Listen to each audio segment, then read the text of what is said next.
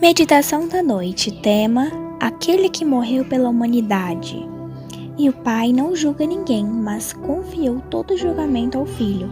João 5:22. Um contraste maravilhoso será visto entre o primeiro e o segundo advento de Cristo. Nenhuma linguagem humana é capaz de descrever as cenas da segunda vinda do Filho do Homem nas nuvens do céu.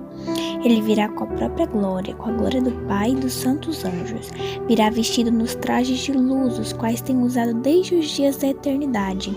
Anjos o acompanharão, milhares de milhares o escoltarão em seu caminho. A voz de Cristo invadirá a sepultura e entrará nos ouvidos dos mortos, e todos os que se acham nos túmulos sairão. João 5:28. Todas as nações serão reunidas em sua presença. Mateus 25, verso 32. Aquele que morreu pela humanidade deverá julgá-la no dia final, pois o Pai lhe deu autoridade para julgar, porque é o Filho do Homem. João 5:27. Que dia singular será quando as pessoas que rejeitaram a Cristo olharem para aqueles cujos pecados transpassaram. Então saberão que Ele ofereceu o céu a todos, desde que permanecessem ao seu lado como filhos obedientes. Saberão então que Ele pagou um preço infinito por sua redenção, mas não aceitaram liberdade da escravidão opressora do pecado. Ao olhar para sua glória, lembranças do Filho do Homem revestido de humanidade virão à memória. Serão lembrados de como o trataram, como o recusaram e como escolheram o lado do grande apóstata. Tudo o que ele disse e fez, a humilhação a qual desceu para salvá-los da mancha do pecado, surgirá diante deles em condenação. Mais uma vez ouviram a voz de Pilatos dizendo: não encontro nele crime algum. João 19:4. Verão a cena vergonhosa do julgamento, no qual Barrabás foi colocado ao lado de Cristo, e tiveram o privilégio de escolher o inocente.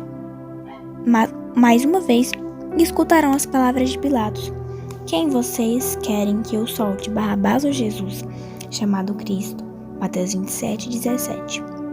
E escutaram a resposta: fora com este, solte-nos Barrabás. Lucas 23, verso 18. Diante da pergunta de Pilatos: que farei então com Jesus chamado Cristo? A resposta foi: que seja crucificado. Mateus 27, verso 22.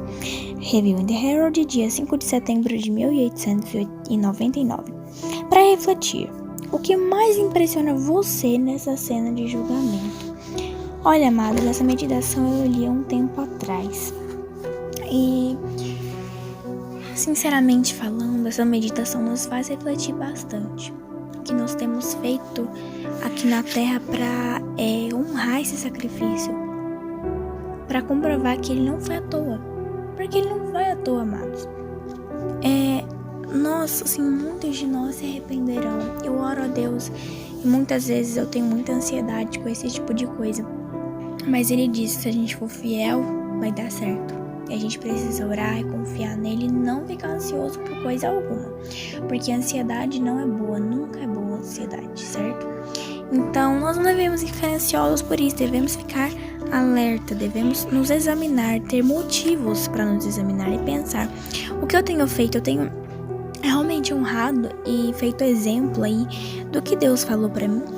Jesus falou: honre o que eu disse para você, aceite o meu sacrifício, eu tô te dando de graça.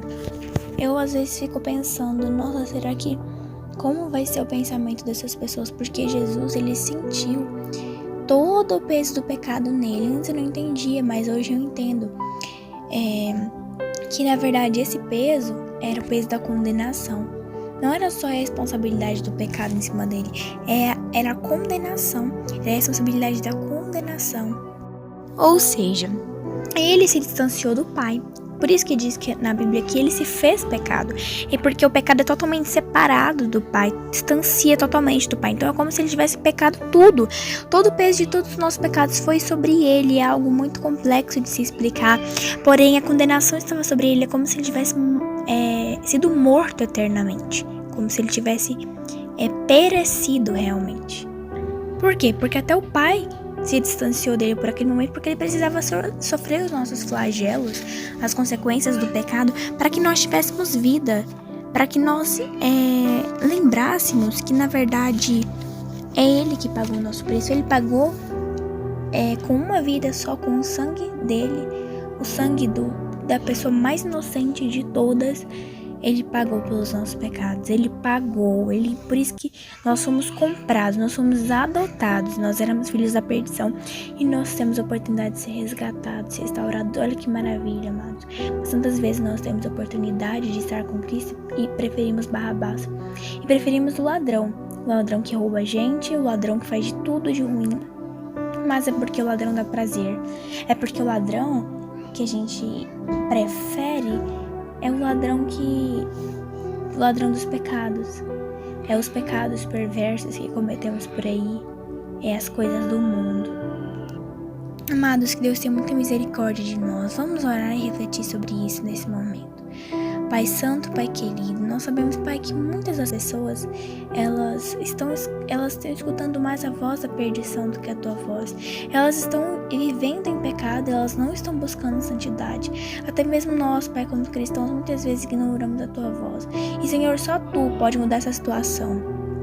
Por isso, Pai, com Teu santo poder e glória, nós venhamos te pedir, Pai, tenha misericórdia de nós. Não queremos perecer, Pai, nós temos consciência de tudo isso.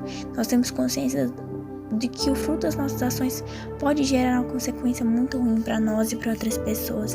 Então, Senhor, nos agarre todas as vezes que estivermos para pecar. Se possamos nos lembrar que pode ser, Pai, que nós não tenhamos prazeres aqui na terra, mas que nós seremos completos em Ti e que nós teremos não prazeres terrenos e que passam de um pouco, passam e duram um pouquinho, duram um tempo, mas nós teremos eternidade se formos fiéis ao Senhor. Te pedimos e agradecemos, Pai. Alcance aqueles que estão sendo enganados, alcance aqueles que estão sendo machucados aí, Pai, estão sendo aprisionados pelos pecados. Nos liberte de nós mesmos, nos liberte dos nossos pecados e dos nossos irmãos também. Em nome de Jesus, amém.